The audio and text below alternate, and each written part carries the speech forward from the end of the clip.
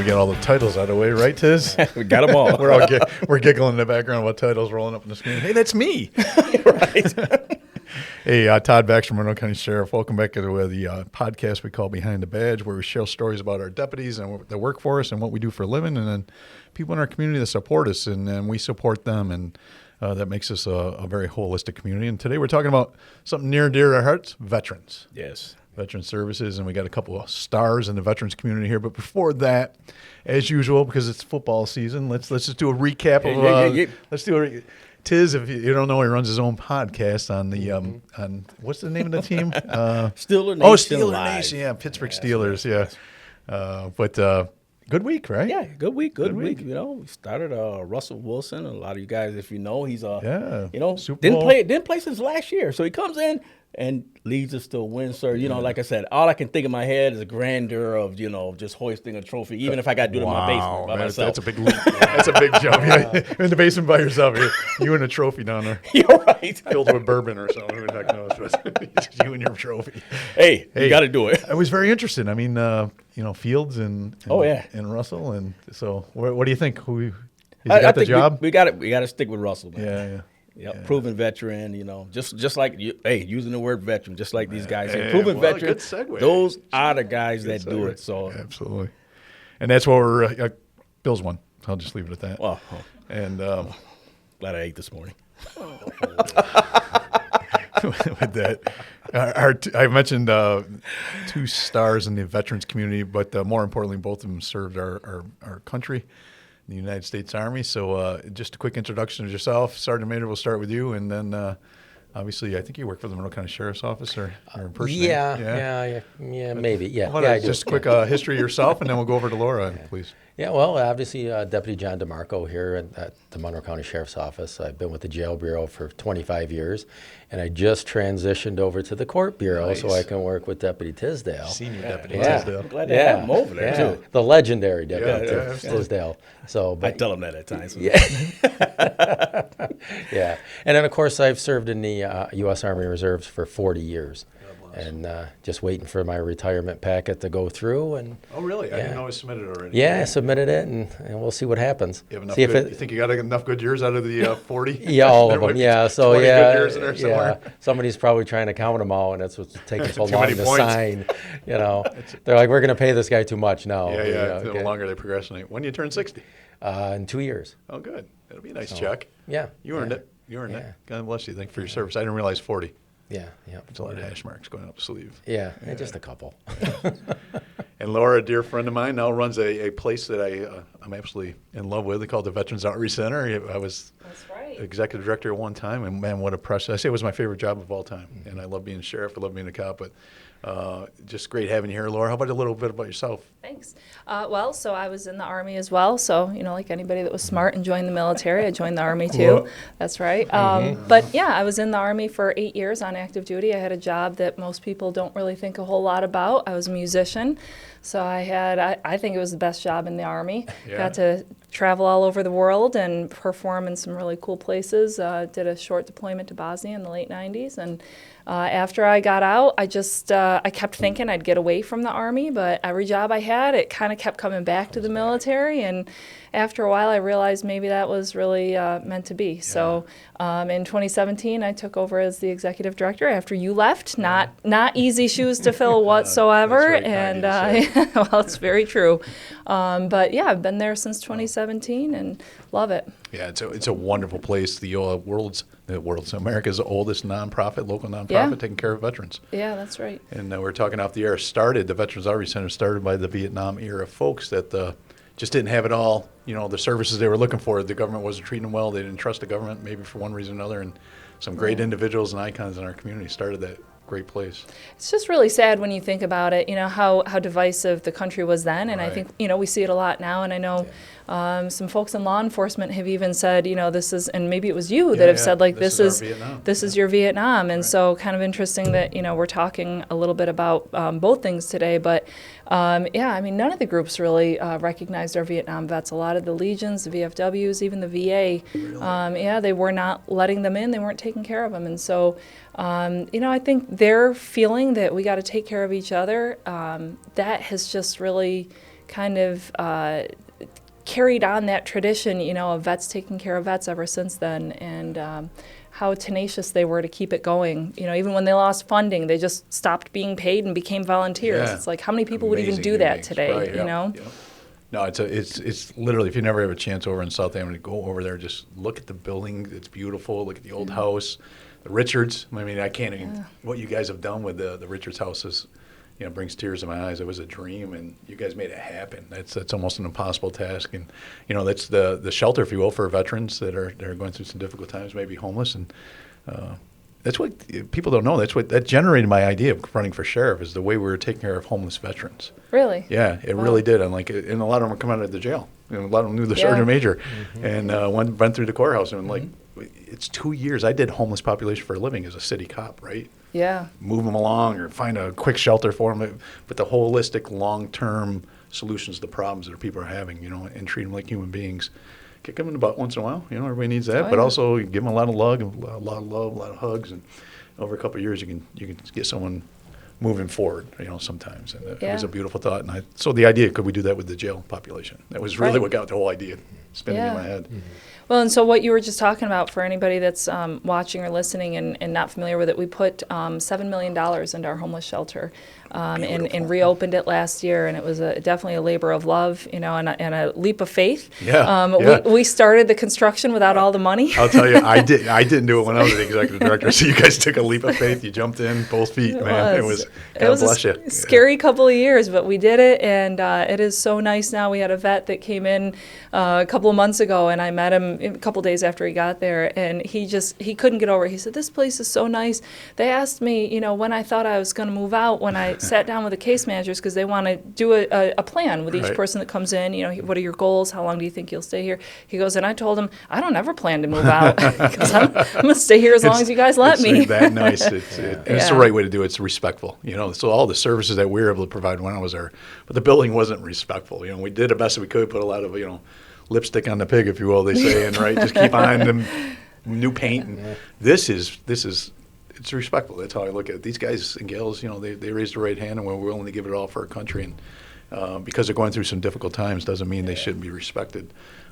So that's exactly what I think you guys did with that place. Thanks. Yeah. Absolutely. Yeah, it's amazing to see. It's like, when I think back in my mind, is these guys put their lives on the line. All you guys, thank you for serving. Putting your life on the line, doing things out there, and the fact that it has to go to certain levels just to be recognized. Like you said, you got tons of people out on the street that nobody's trying to help, but these are the first guys that are out there in the front of the line fighting for us. Right. You know what I mean? And it's a sad thing to see, and that's why I said it's beautiful to have something like that and to hear that, what you're saying about how things are starting to progress with that program. Yeah.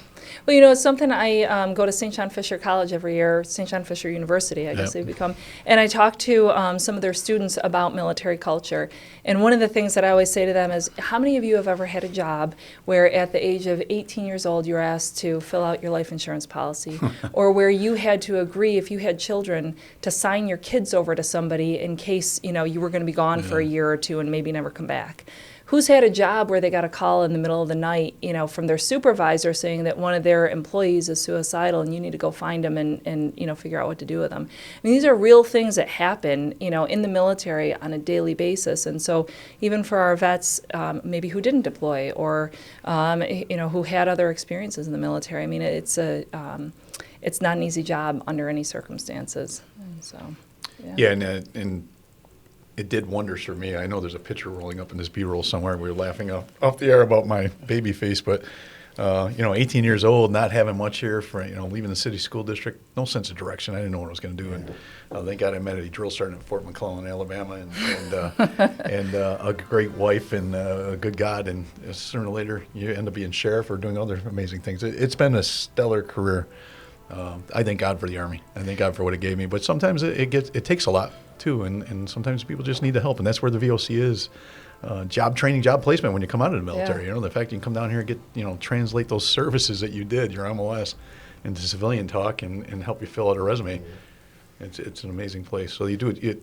You guys are doing it. You're constantly evolving towards the needs of the veteran, and that's pretty cool to watch. Thanks. Well, you guys, I mean, 20 years in the There's military. Todd, baby how many face. years did you have in the military? 22. 22 and 40 over Four. here. I mean, that's incredible. I Absolutely know. incredible. I need to talk slower when I ask him questions. I didn't realize he was that old, but that's me and the undersheriff. The undersheriff was in the Navy, so we're going to get him to join the military sooner or later. But, I hope that stays, makes the cut. That's what we do. And Sergeant Major, 40 years, man. That's an incredible career. How about a little bit about your career path? I know I met you down sometimes at Camp Atterbury, some time ago, and watched you guys go over and serve our country in Iraq, and God bless you for that service too. Yeah, and that photo that'll be coming up was actually taken on October 20th, 2004. Come on. Almost, 20 years to the date almost. Wow. Right there. God bless. You knew the date, huh? I looked it up. I went and I knew it was in October. I remember the photo. I remember taking it. Yeah. I remember taking it. And, that was a tough time in my career because these guys are all deploying. We started a whole training base down there. Camp Atterbury there was nothing when we got there. Nothing. Like, hey, you're going to deploy the 98th Division, which is an institutional training division. It's not an infantry division. It's not you're gonna make these guys basically, I would say a military police or infantry unit. A little cavalry in there too. It was a weird setup, and you guys went over, and your mission was to build the forces back up that we tore apart, right? It was to take them out, take the Iraqi army out, and start teaching them how to patrol and how to search and how to take back their country, basically.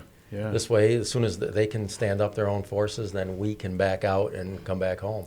Yeah, it was such a unique mission to take an institutional training division and deploy them to war, and then build up a military. Right? Teach them the way to do all those things.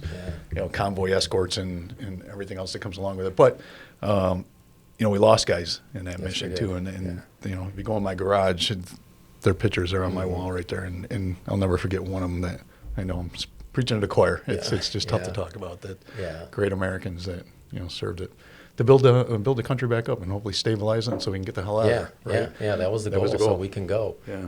They got to be able to take care of their own business, and then we can come back home. Yeah.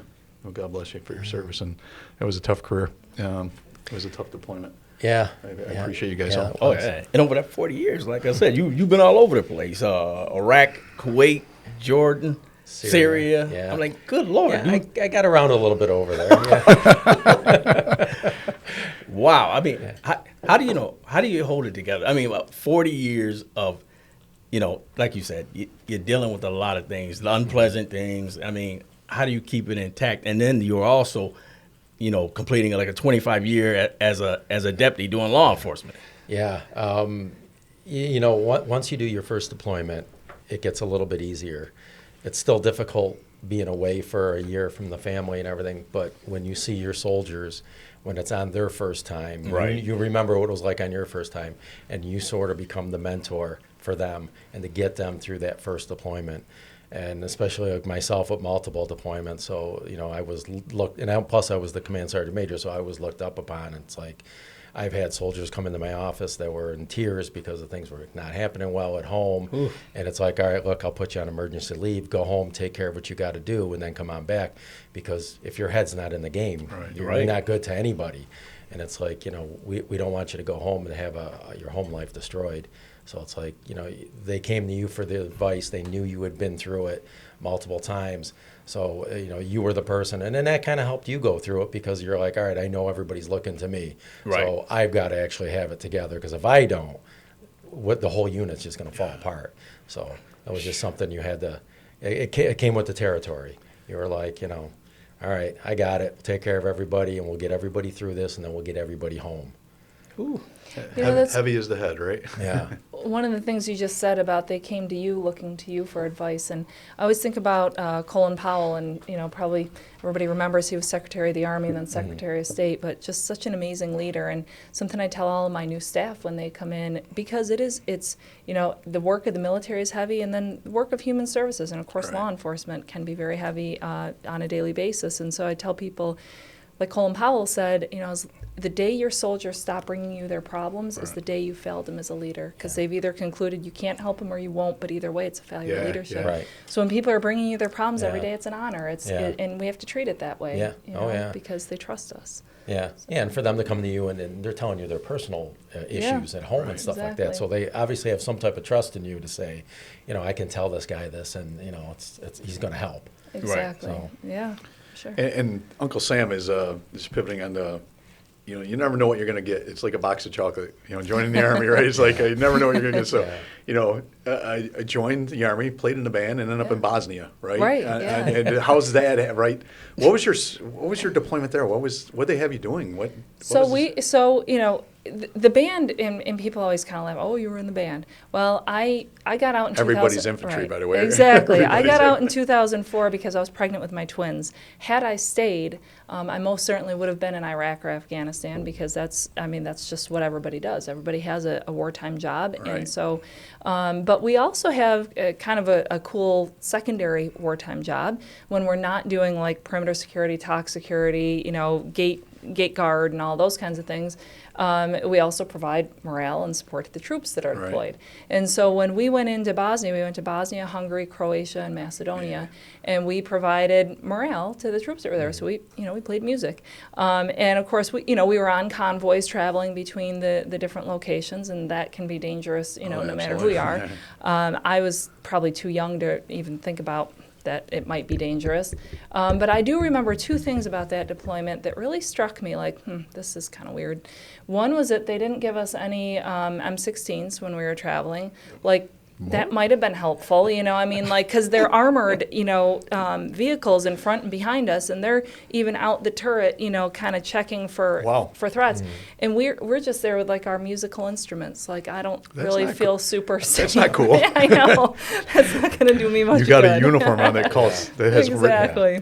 has the word target, Yeah. target, Yes. target. Exactly. And so that was one thing. And then the other thing I remember, we had to go through STICS training beforehand. Oh, I don't know really? if you Yeah. guys remember Yeah, that. sure. So I don't remember what STICS stands for, but I do remember that the concept was you would, if you found yourself in a landmine field, because there were so many of them left over from World War II in that region of the world, you were to try to find a stick of some kind. That's not what it stood for, but and probe Probe the for a earth mine. and see. And I'm like, we have laser guided missiles. I mean, we have all this technology, and You're out my there with best a option twig is to is a try to stick. find a twig and hope. Don't forget to go a 45-degree angle in there, so you don't want to come right down and trip it. So I'm not making this stuff up. Poking landmines with a stick. I just remember But if feeling you're stuck, it's not a bad skill.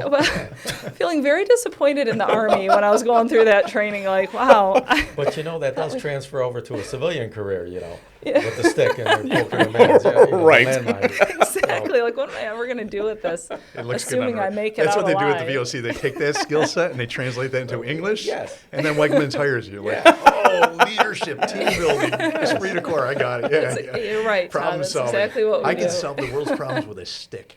As long as I'm going 45-degree angle into the mud.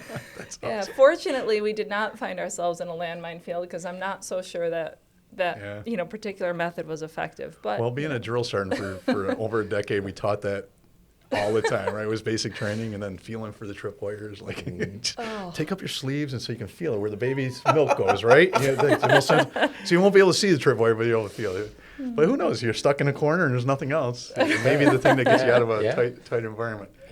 Yeah. And then, some of the unique things about the military, we never know where they're going to send you, what they're going to do with you, and right. what you're going to train in. And then, going to a combat zone, and again, you gained a bloodborne pathogen at one time, right? That's not what you think about when you do your military service, that this is what's possibly going to take you, right? I mean, that was scary. It was dangerous. Yeah. If you don't mind sharing without violating HIPAA. Right. But, Yeah. I just want people to understand you never know what the military is going to know. get. I never thought, I would catch something like that over there. I mean, we did have a few people that ended up coming back with stuff, and the Gulf War syndrome is what they're just going to label it as. But Right.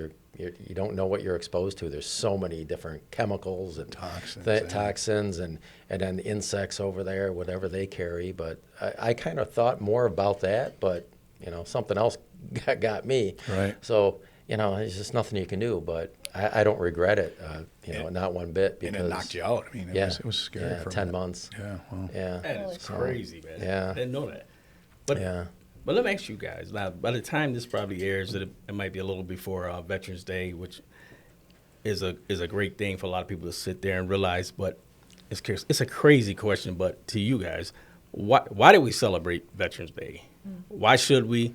Why do we? And what ways we can recognize these individuals more, or you guys more for what you've done? Well, The biggest you go thing I first. can say Yeah, is good. because of the sacrifice that we've chosen to take. Only 1% of America is going to step forward and raise their hand. So without us doing that, America is not a country anymore. There's a few bad actors out there right now that would love to take us over, and the only thing that's stopping them is the U.S. military.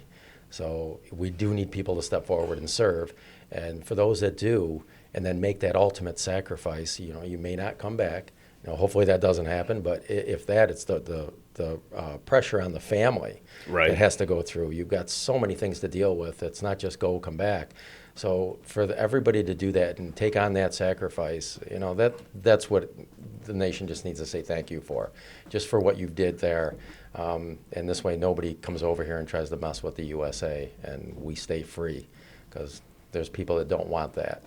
So. That's true. And, to your point about less than 1%, I mean, we stopped having the draft after Vietnam. Yeah.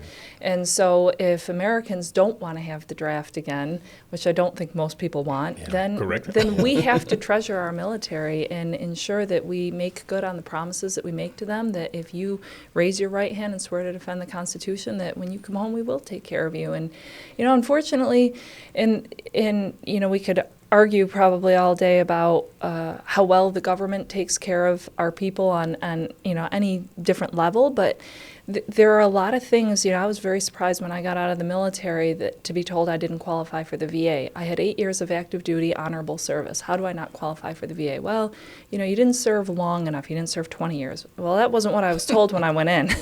Yeah. Or, well, you make too much money. And of course, at the time, I was making, whatever it was, $36,000 a year. I had 2 kids and my spouse, who at the time didn't work. So it was like, it just didn't seem right. And I think that, it's not the government alone that takes care of our service members. It is organizations like the Veterans Outreach Center, and part of what we try to do is help people understand how much people who have served sacrifice. Whether you were in combat, whether you experienced military sexual trauma, whether, I worked with a vet one time who had never been in combat, but he was a trained search and rescue swimmer.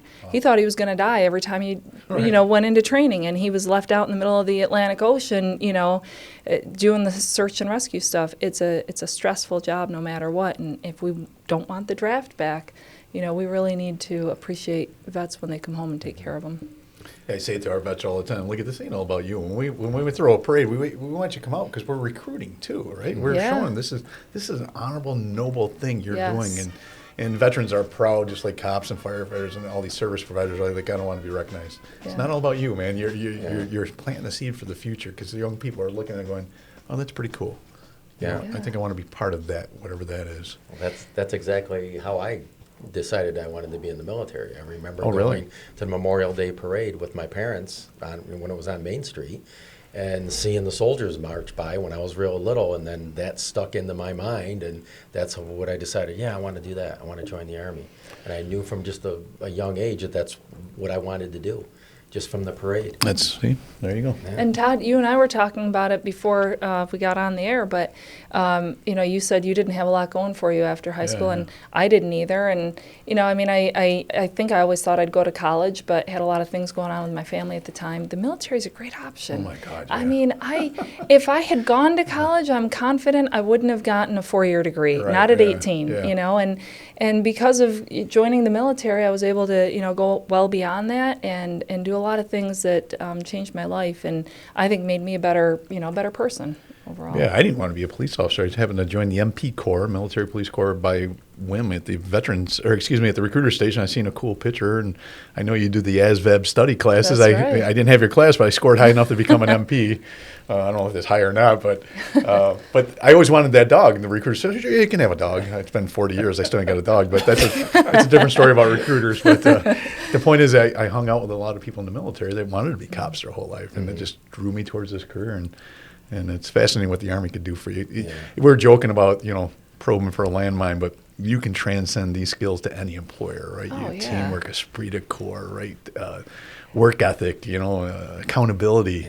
These are all. Who doesn't want that on a resume? Yeah, I mean, and there's no option for failure in the Right. Oh, military. God, no. It's just not, and I think when you think about like calling in sick, I remember after I got out, and like I said, I got out because I was pregnant with my twins, and I was very sick, and my boss was like, "Why are you here at work?" I'm like, "What do you mean?" Or would I be? Like, yeah, exactly. I mean, you develop I think a sense of how your piece fits into the whole, and it's important to you to do your part and to put the mission first and not to put yourself first.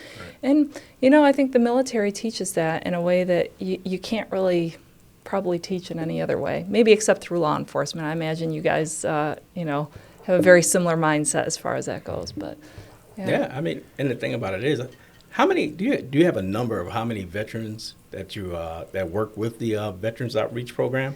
Yeah, we help at least, I'll say almost 2,000 vets a year at Veterans Outreach Center. About 400 of them come to us from places all over the country. They come to us through our website, and they're looking for services like what we offer in their areas, and our staff will help them find those. But here locally, it's probably close to 1,600 vets a year, and they come back multiple times. So 13,000 episodes of service, 14,000 episodes of service for those folks that are coming in. And I think one of the things that is so important about the way we do our work at VOC is that everybody's service is relevant. So, as I was mentioning earlier about when I found out I didn't qualify initially for the VA, we don't put those barriers in place. We don't say, well, you had to serve this long, you had to be in this area, you had to be in this branch. It's like, if you put on the nation's uniform, you're welcome to come into the VOC for help. Yeah, that's great. And the VOC just does amazing. Is Nina still there? She oh my is. God. She's an institution. Oh my God. She is our longest. She's got to be the longest employee She there. Yeah. is, And, yes. But just Yeah. that job training, job placement, if that's still our function, but It is. that was huge when I was there. It's just, we talk about the resume building, right? And it's so hard to transition. You ain't going to have any barriers or any problems. Just Yeah. leaving the military and coming to the civilian world, it's like, we don't even speak the same language anymore. Or, work ethics are different. Or how do I translate this resume? Because every employer wants what the Army gave you, or what the Navy gave you, what the Air Force and Marine Corps. Every employer wants that. Yeah, They just sure. don't understand it, right? And then wonderful thing you guys do is grab these guys and gals and say, let me be your force multiplier. Let me help you translate to English what you're doing and find a job for you. And they find great careers for these guys. Well, and I think what's important to think about, too, is I always get a little bit frustrated when I hear employers say, oh, we're very veteran-friendly. We love hiring veterans. That's awesome. You do? So how many managers do you have in your company that are vets? Oh, well, and then it's a little different story. And I'm like, if you're only hiring entry level, then you're not doing the vets a favor. They can get entry level anywhere. Right. These people are bringing leadership skills. They're bringing all kinds of, soft skills, the wrong word for it because they're not soft skills. They're incredibly difficult skills to Right. find in the workforce, but they're bringing things to your company. So if you want to hire somebody that's going to have commitment and a good work ethic and all those things, you need to look at your mid-level, positions and up too. And I know, we talk about at Veterans Outreach Center, we've got this homeless shelter, and we've got, a lot of services that help veterans who are really in probably some of their most vulnerable positions they've ever been in life. That doesn't mean that they don't have skills and tremendous value to bring to the workforce and to any, community setting. So, let's not mix those two things up too. Right. Yep. Untapped resource and taxpayer paid for too. So we paid for all those skills. Let's get the right. most out of them when they come back to civilian life. And that's one of the things we try to do here at the sheriff's office. Just we started a whole committee, if you will, just to work around veterans. And I know you're in charge of that, Sergeant Major, and just make sure we have veterans looking out for veterans inside the sheriff's office. Right? Right. We got 2 people I think from the jail right now deployed. Jail bureau folks. So who's taking care of their family? Did they fill out the right paperwork? Right. They got their military leave accounted for? What do they do when they come back home? Do they need to be retrained? Do they need to help transition? Do they need some leave? Yeah. We don't know, but Yeah. That's part of your mission Yeah, here. that's working with yeah. veterans. Yeah, that's part of my job here is, getting them processed out and going overseas and coming back and then getting them processed back in. And then while they're gone, dealing with any issues that the family may come up with benefits and stuff like that. There's always stuff that, nothing ever runs perfect. No. It's just a fact of life. But you just need somebody back here that says, okay, I'm tracking that and, I'm the point of contact. If there's an issue and we'll get it taken care of. You don't have to worry about it. especially the soldier being deployed, Yeah, does you not serve. need to worry You about serve. that. Yeah. Take care of this. That That's- is huge. That's got to be rough, though, like you said, because even though they're the one that's actually serving physically, Yeah. the family is serving as well. You know what I Yes. mean? Oh, yeah. Because they get affected by that. Yeah. Not seeing dad for however long, Yeah. And it just, like you said, it matriculates down to the family, and it affects other things. And that's I never knew that. That's great to know that they do have supports like that. Because I shudder to think, like, if there was nothing like that out there for them to reach to or talk to, that's how you end up with these guys out there. Yeah, and and end going up, through difficult times. yes. Right. Yeah. So we're going to wrap this up. I can't believe it's been a half hour already. We could do this for a couple hours, honestly. But I want to do a couple plugs, if you will. So we got a big parade coming up. We'll Yes, do that. we And do. then I think you got the flag store back open over towards the Yes. Richards house. And so I'm Yeah. very fond of that. Maybe I haven't talked too much about the gymnasium and the physical Oh, fitness yeah. area. So maybe.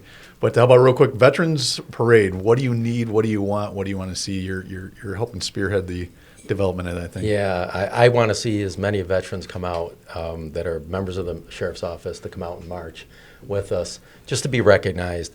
A lot of times people don't even know somebody was a veteran, had served in the military, and then of course they're here. And everybody needs to come out and just march with us and just to be recognized. And just the camaraderie, you're going to be around your fellow vets. Right. And afterwards, we know we've got lunch provided, so it's like, Good lunch. yeah, Mission Barbecue comes through again. So it's like, come out with your fellow vets, march through the parade, and then just, have lunch with us. And everybody, we all know the lingo, like you said, Sheriff. So it's like, it'd be great just to have everybody meet together and have a meal together and just know that, hey, we're veterans and we still got each other's backs. Yeah, and all these guys have served twice, if not more. Yeah. Right. And not Yeah. only they served their country, now they're serving their community, and both of them are jobs that come with a lot of burden. Yes. And a lot of sacrifice. Absolutely. Laura, real quick about that place we started this whole conversation, the Veterans Outreach Center. We cannot stop saying how precious that place is. What an incredible job you do. But the flag store, I joked about it right Yeah. before. I love that place. So Yes. I'm getting ready to come over and buy a couple right now. So Good, we're how on about a South quick Ave. plug on the flag store and a quick plug Yeah. on some of the things you're doing over there? Sure. So the flag store, during COVID, we closed our bricks and mortar store. We became e-commerce, decided that was a bad idea, reopened the bricks and mortar store. Nice. So we moved the location, though. We're down on South Ave, closer to the Richards house, Okay. like 791 South Ave.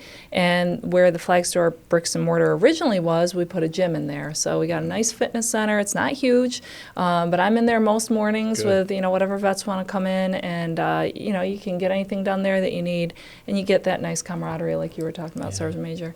The thing that I think I'm super excited about, maybe the most out of all the things we've done over the last few years, is to open our Steve Preston Peer Connection Center. We opened that in June, and we are open from 3 to 11 p.m. every single day, 7 days a week. And we've got peer connection or peer support staff on site that have either served in the military or experienced other mental health challenges. But it's awesome. It's a beautiful place. We got a super nice pool table in there. We have, we watch football on the big screen on the weekends. They just celebrated somebody's birthday. They do Taco Tuesday. I mean, they do everything in there. They got open mic night. So if you're a vet and you're looking for something fun to do any day of the week, come in there and check it out. And I'll just wrap it up with, if you are a veteran and you have anything going on in your life that's not where it needs to be at, come stop into the VOC. I mean, if we don't have the service available to you, we'll find somebody. it. Yeah, you know we'll somebody. we'll get you connected. I mean, we've got places where you can do your laundry at VOC. We've got all kinds of food and clothing, and we've got all kinds of things going on there. So Yeah, it's a busy Yeah. place. That's huge, like I said. And for guys out there who's watching or listening, to recognize that there's many avenues to where they can go. And one thing I also wanted to feel is like, how can we go to just recognizing them, just not just one day on Yeah. Veterans Day? Is there a way, a mechanism that can get it to a daily ingrained? You know what I Yeah. mean? It's just buy a flag, put it on your house. Yeah, amen. And Yeah, well, it's a simple way to do it. Yeah. we talk about the guys that need to come in. The ladies need to come in too. We got a female vets program. So if you've experienced a situation somewhere and you want to talk to another woman vet, then stop by the VOC. Amen. Thank you. Yeah. Well, thanks for what you guys do, serving our community in many different avenues here. But the idea is we're one community, right? We all have a part to play. You kind of fill that niche in what you got to do, and it's just I hope people understand how the commonality here Yeah. between police service and military service, and this service comes with sacrifice. But it just makes Sergeant Major put it, we're living this way of life. Although we can bitch and complain a lot, but we can stick in our foxholes. I say it all the time, and scream at each other, and there's no commonality in the middle. But really, even our bad days, even our bad days, we're having an okay day, right? It doesn't mean it can't get better. It doesn't mean there's more things to improve in America. But for the freedom providers, they've done quite a job for us, and our life is pretty well here. And again, there's people in poverty. I'm not trying. There's people that are going through difficult times. I'm not trying to whitewash that. I'm just like, God bless America, man, and let's improve ourselves every day. But let's give thanks, like Tiz was saying, to those service providers that provided our freedom. Absolutely, and thank you to all of you for what you do every day in our community. We're so fortunate to have you guys. Yep. All right. Well, till next week, we're going to wrap it up here. Really appreciate you guys coming in and sharing a bit about the veterans community and what you do. And Tiz, best of luck with the quarterback choice. I know it's going to be a tough one on the Steelers, but if you had a Josh Allen, you wouldn't be worried about these things. But, until next week, folks. God bless. Be safe.